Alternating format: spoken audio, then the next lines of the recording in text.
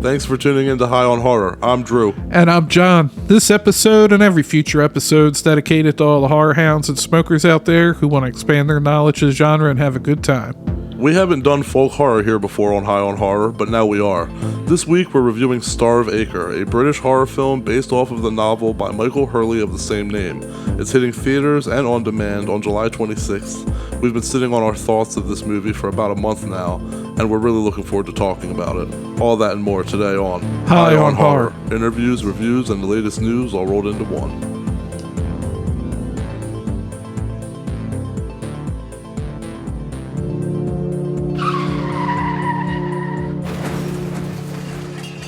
You hear that train a choo-chooing, you know what time it is. It's time for Strain Wreck, the segment of our show where we discuss what strain we're getting wrecked on. This week, I got us some Moby Dick. All right. Moby Dick's a sativa strain made by Cross and Hayes and White Widow. Oh. Get all this from Leafly. So, if, like in church, they say follow along in your Bibles. If you want, you could follow along on Leafly. Yeah. The effects of Moby Dick are more energizing than relaxing. Well, that's what I'd expect from a sativa. Consumers say this strain makes them feel buzzy with a motivating head high. And It's around 17% THC, making it a good choice for new and experienced cannabis consumers. I mean, that just means anybody. Yeah, right. New and experienced, anybody. You could just say anybody. The strain offers a vanilla-forward flavor profile with strong undertones of eucalyptus. With mycin as the dominant terpene, medical marijuana patients say they choose this strain to relieve their symptoms associated with stress, depression, and anxiety. Moby Dick is a fan favorite among growers, I guess not showers, thanks to its short flowering period and its natural resistance to mold. Talkative, focused, and energetic. Let me pull up these reviews here, some of the ones I saved. This one, I don't understand it.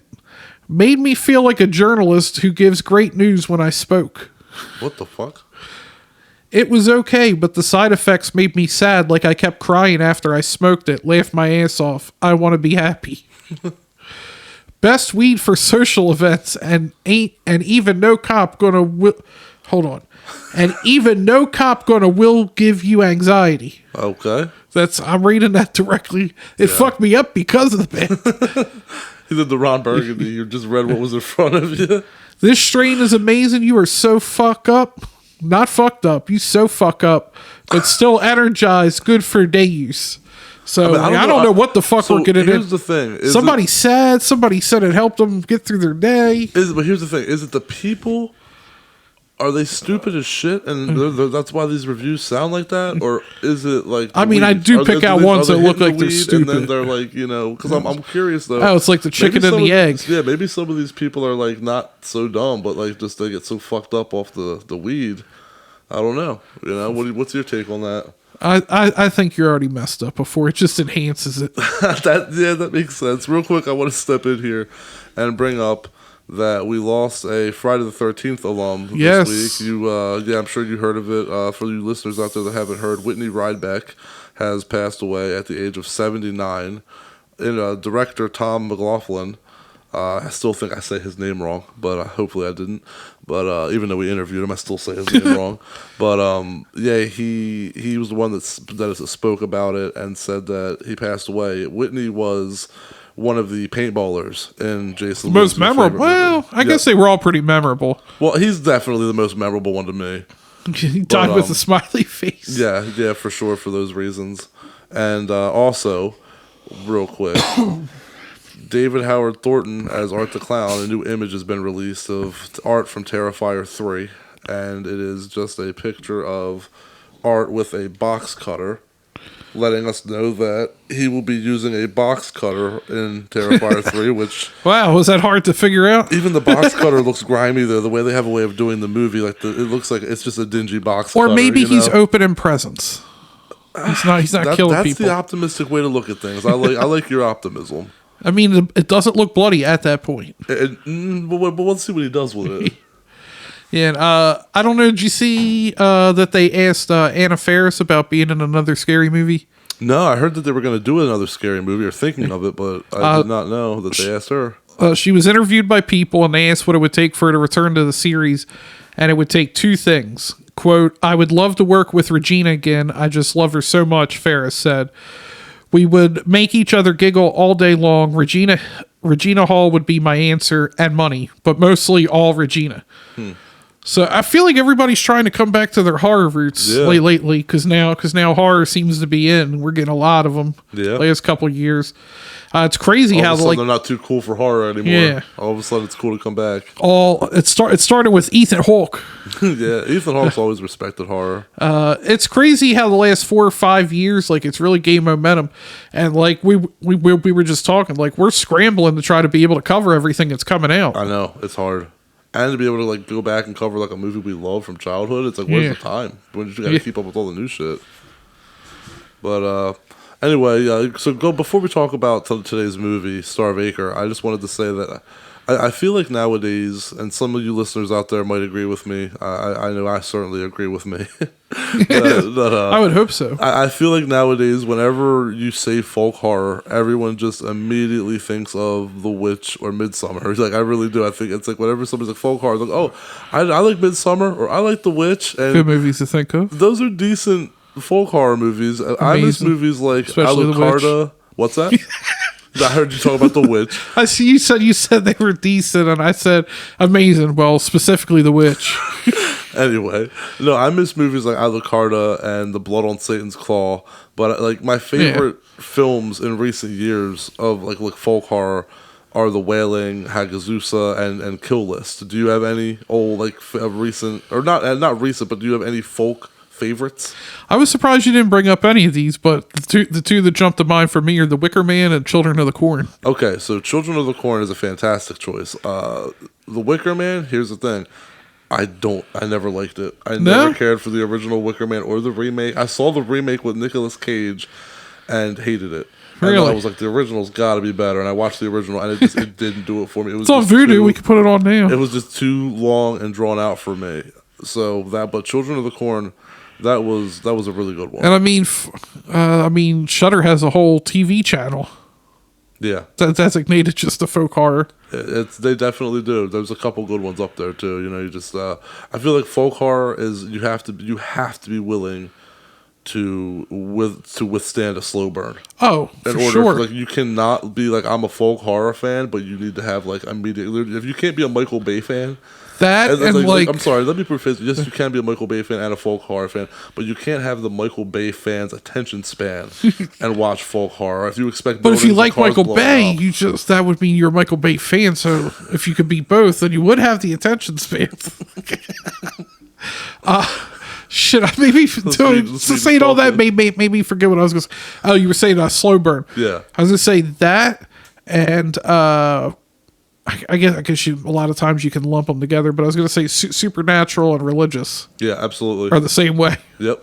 Anything kind of like cultish, really. Yeah. You know, yeah. Fucking cults take their time, man. All right, well, let's wrap up this smoke sesh and head into our review of Starve Acre.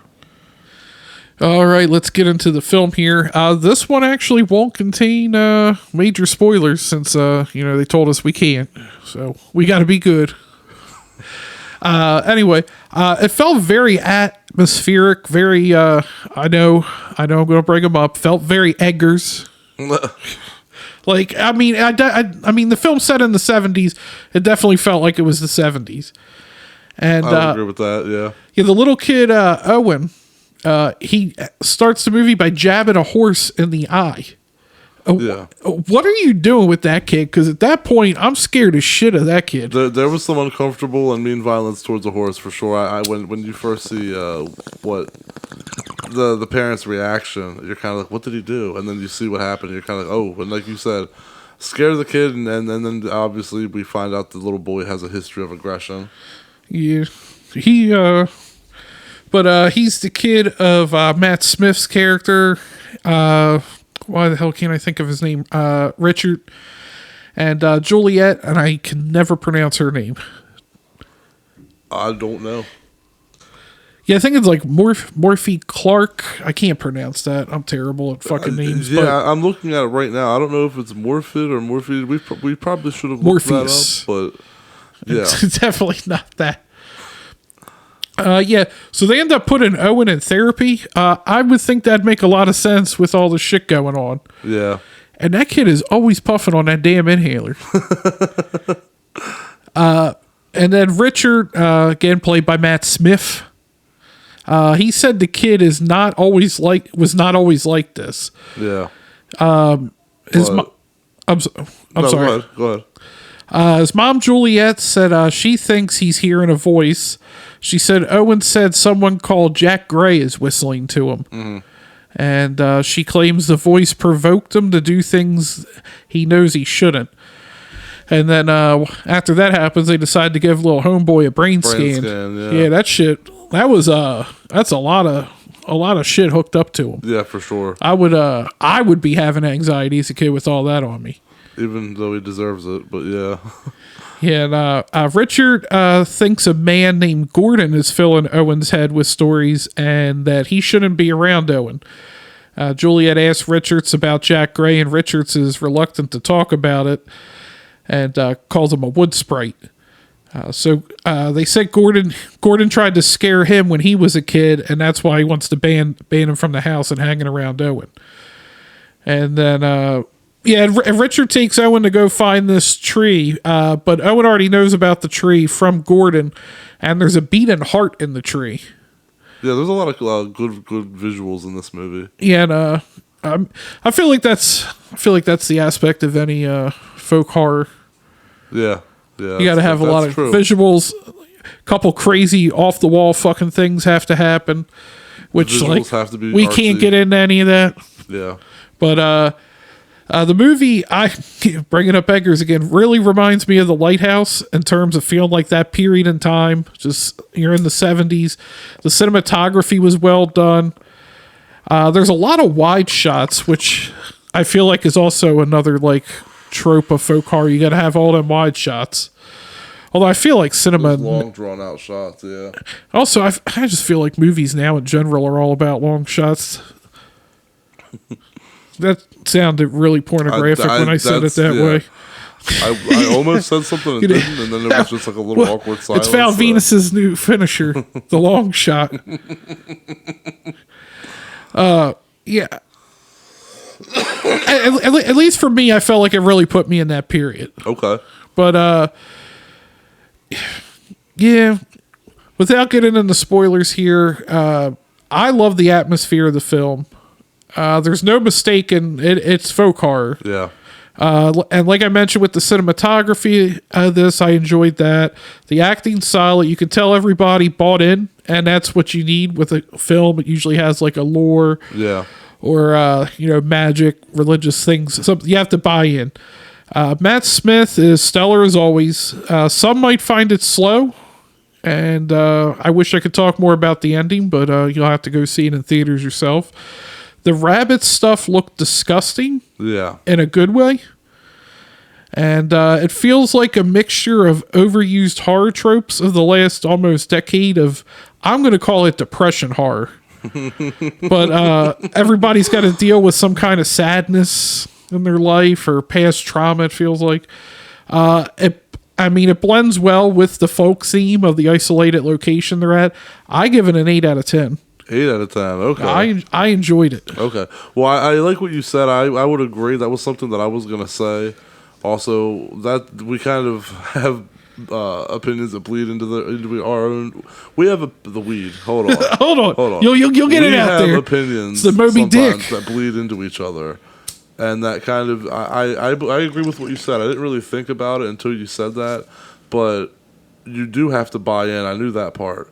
But I do think that this movie the atmosphere in the movie was grounded enough in a way to make you buy in. Like, you believe in the shit that's happening, even though it's weird as shit. You're like, that's not supposed to happen. You're kind of like, I don't know, you accept it.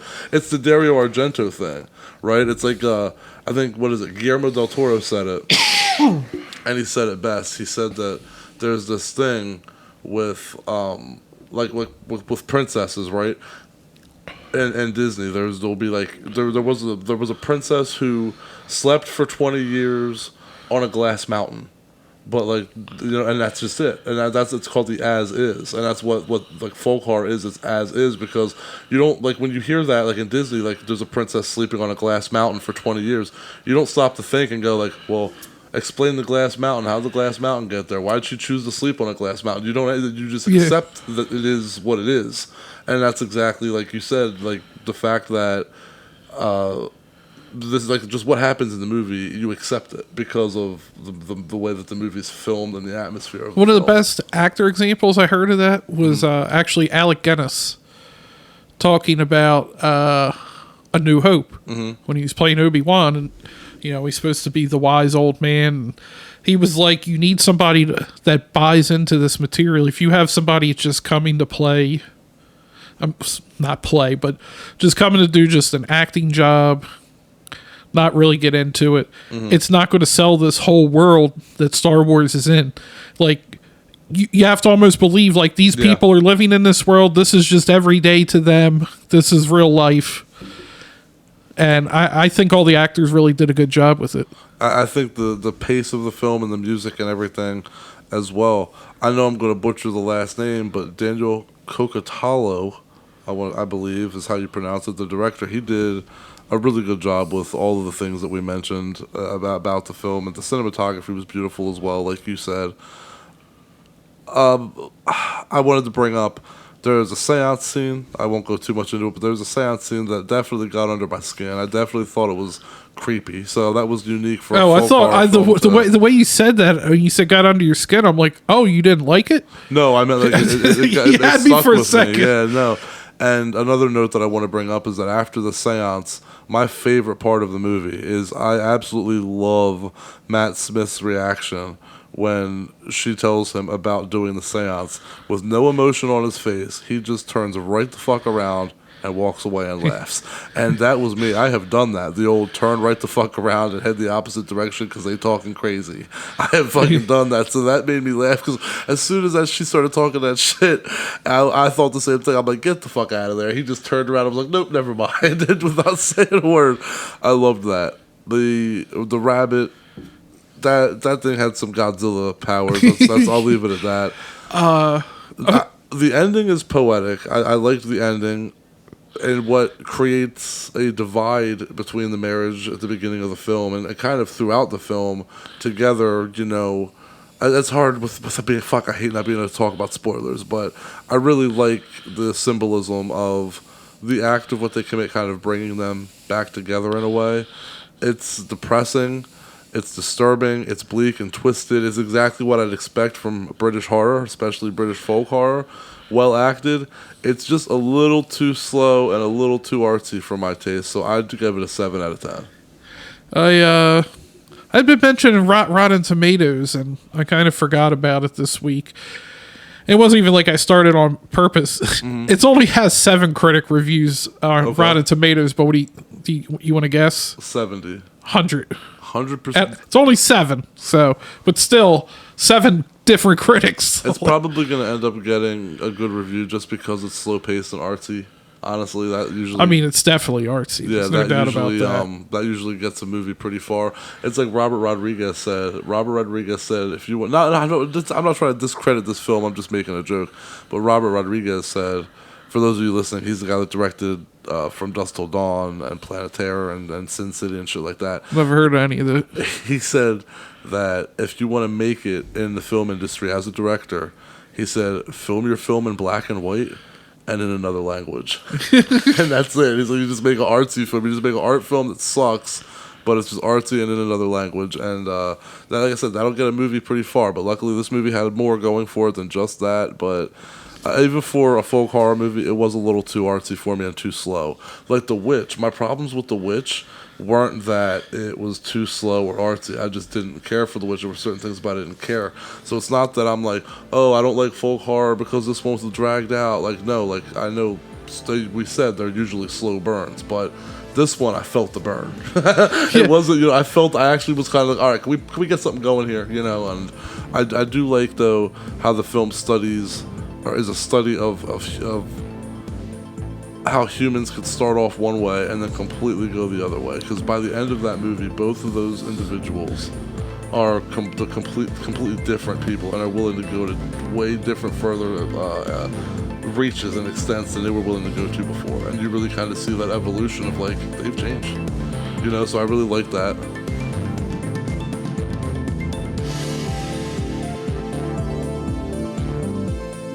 Thanks to all the horror hounds and smokers out there for tuning in. Kindly. I don't know why. Okay. But so, if you liked everything but that, make sure to like and subscribe. Next week we bringing you Oddity. Is this about the WWF faction from the Attitude Era? No, this is a paranormal film. Well, when John Tenta came back as I know what you're talking Golga. about. You had to throw your wrestling reference in this episode. You got it in. Dude, I just want to point out real quick. They turned Earthquake into Golga. They could have brought him back as Earthquake. People would be like, oh shit, it's Earthquake. Yeah.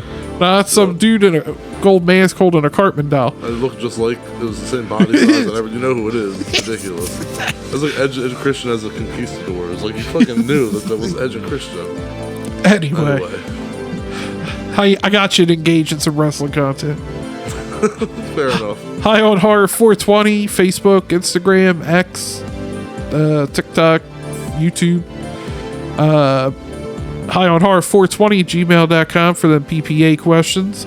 Check out our website, highonhorror.com. I guess that'll about wrap her up. Catch you later. You forgot to say like and subscribe. Nah, I said that. Did you?